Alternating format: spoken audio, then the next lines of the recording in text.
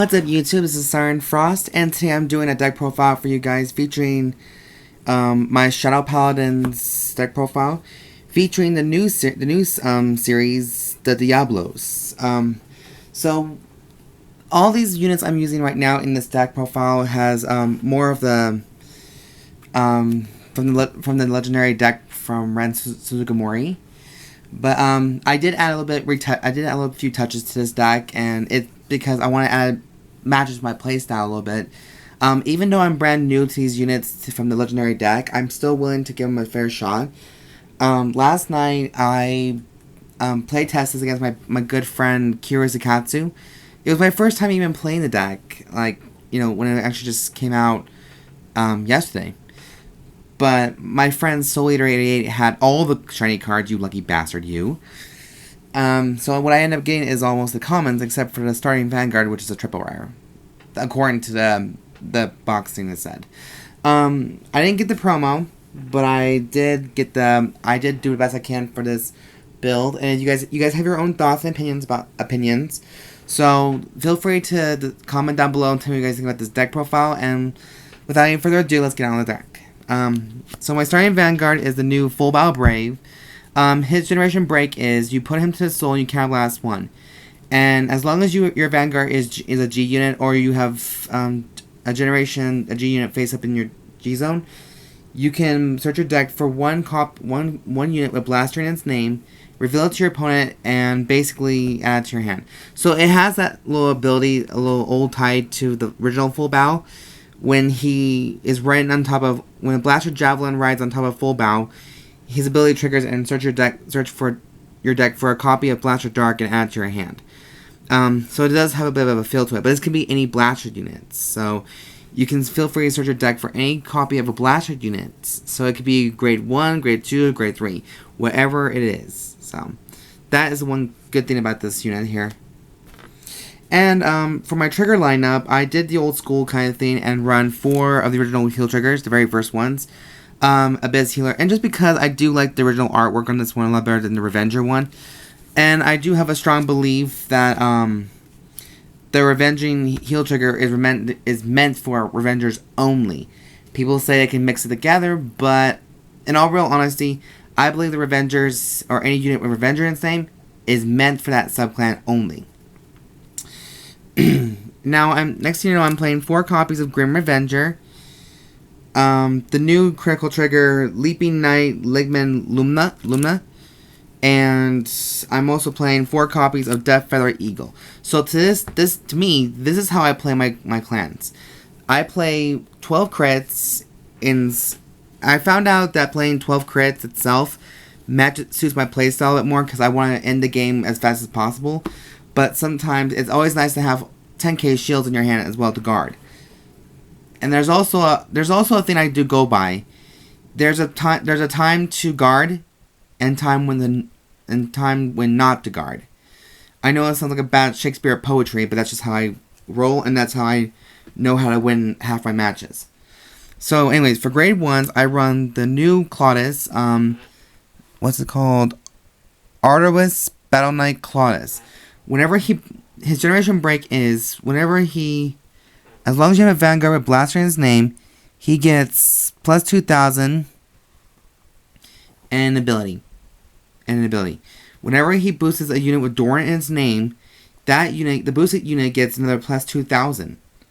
So that just actually adds a bit more pressure points because this guy plus Dorient boost each other up, or just basically boost Dorient. But stupid Dorient. Oh well. Anyways, next I run 4 copies of the new Dark Heart Trumpeter.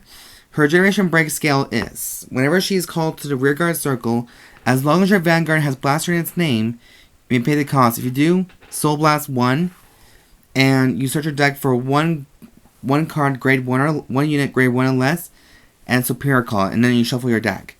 So she adds basically the new state. There's also a little bit of combo I found out with her, but I will try to explain that a little bit more just because there's more combos, there's more profiling to do. Next, I'm running the new Perfect Guard for Witches, Skull Witch, Little Witch, Skull Witch, Nemain. Now, she's not like the other G Perfect Guards when you unflip damage. What she does is that as long as you have a copy of Skull Witch Nemain in the drop zone, you discard a card and you draw a free card. Whenever she's called to the Guardian Circle. And sadly though, this only works for your Vanguard only. So I'm gonna have to start getting used to that once I get my full shinies of those Nemains and put them in my Witch deck. So. And finally, I run 2 copies of Swordbreakers. She is a very good draw power. She adds a little bit more draw to the deck. Seeing as though my deck only has 12 crits, it runs 12 crits and 4 heals, I decided to add Little Witch Skull Witch Nemain with her draw power combined with Swordbreaker's ability. When you Soul Blast one, when she's called to the Rearguard Circle from your deck, you Soul Blast one, and if you do, draw a free card. So this does add a bit more of that draw power to it, just because, you know, most of the deck in here doesn't much do draws. There are some, but not so much. Anyways, so for grade 2 lineup, I'm running Dorient, Bloodstained Battle Knight Dorient. So he has the same ability as Claudas in a way, because he gets plus 3,000 whenever a blaster unit's on the Vanguard Circle. And he gets a skill. Whenever Claudas boosts Dorient, but he is also considered the end-damage flipper. As long as Claudas is boosting Dorient, and you can select one card in your damage zone, face down card in your damage zone, and flip it face up. So he helps you get, because this deck is pretty much counterblast heavy, so it does require that undamaged flipper kind of thing. Next up, I'm running 4 copies of Dark Knight Maiden Macha. Her Generation Break skill is, whenever she attacks the Vanguard, you can pay the cost by counterblasting 1, and you search your deck for 1 grade 1 unit from your deck and Superior Call-Up. Then you shuffle the rest of your shuffle the deck. So, and plus, the best part is, so she does add more Superior Calls. Like, she's basically the search engine for both Swordbreaker and Dark Trumpeter. And plus, she's a good 9k attacker. And there's also foil versions of her, so once I get my full fledged of legendary deck from what I was supposed to get, I'm going to bring out this entire deck to its full potential. Next, I run the grade 2 version of Skull Witch Nemain, just 3 of these, just because the downside to her is that she is a 3k attacker, unless you boost a 7k attacker on the rear guard. And also, her main skill is, she adds more draws to this deck.